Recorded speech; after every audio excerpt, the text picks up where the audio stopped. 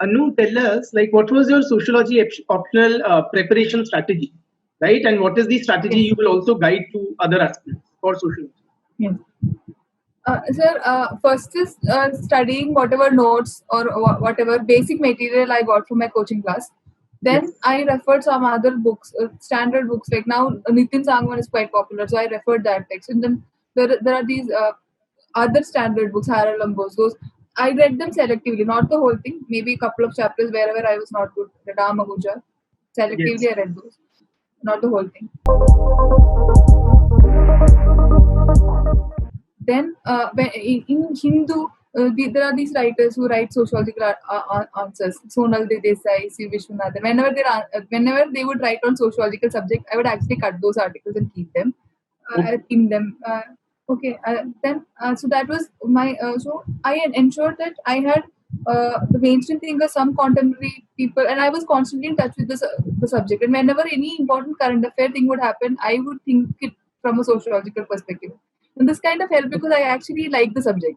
I Yes. like to think of myself as a like a junior mini sociologist in the making kind of. So I would try to come up with my own sociological analysis. So, and some of my friends were also very interested in sociology, and we would fancy ourselves as So in the sociologists in future, the you making. might So as we well would write. pursue a formal course or degree in the discipline. Yes.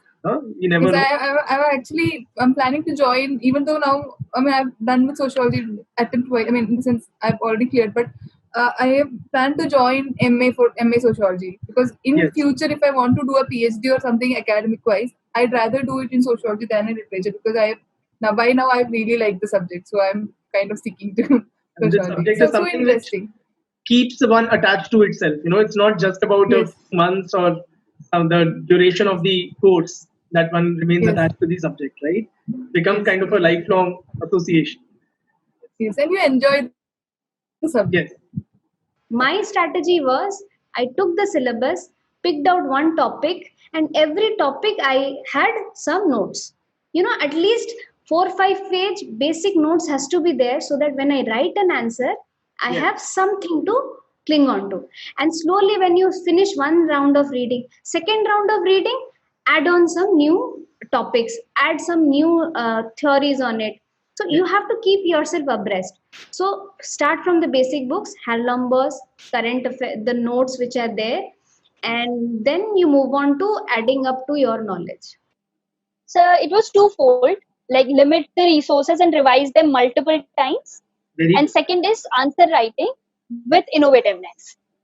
So these are the fold strategy that I followed for optional. I did a lot of answer writing because ultimately it's the answers that decide how much you have read or how much is going in your mind or how much you have revised. So answer writing was my major part. Okay, it was first to finish this the syllabus once. Like after my prelims, the first step was, okay, let's start with it. Try completing both paper 1 and paper 2, because for answer writing I need to have an overview of the whole syllabus. Only then I would be able to write answers. And once I was done with that, I prepared small short notes, and they were actually very short. Like I cannot even call them proper notes because they were what I was not able to remember. Preparation strategy for sociology is, of course, there are two papers in sociology. Paper 1 about sociological thought and stratification and other topics. Paper 2 is about application of paper 1, that is Introduction to Indian Society. My dear friends, don't distinguish whether it is paper 1 or paper 2. UPSC is also asking paper 2 questions in paper 1, paper 1 questions in paper 2. For example, in 2017, there was question on a kinship system in India. They asked in paper 2, paper 1, even paper 2 also. Same question was repeated. It means that examiners are not differentiating it is a paper 1 question or paper 2 question. Then why should you differentiate it? Then number 2, use current examples in sociology. Don't vomit too much of content in sociology, please. Yes, who is prepared decently for 1 or 2 years, they have sufficient content for socio. Add some innovations in socio answer writing.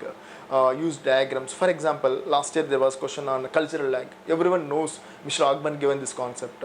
There is the lag between materialistic needs and non-materialistic. But try to draw a diagram.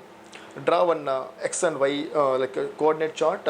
Draw two arrows and indicate that gap is cultural lag. So use some flow charts and innovations and as I said earlier, use prime minister statements or president statements to make your answer dynamic, little dynamic, and incorporate. For example, one more question I'm recalling last year.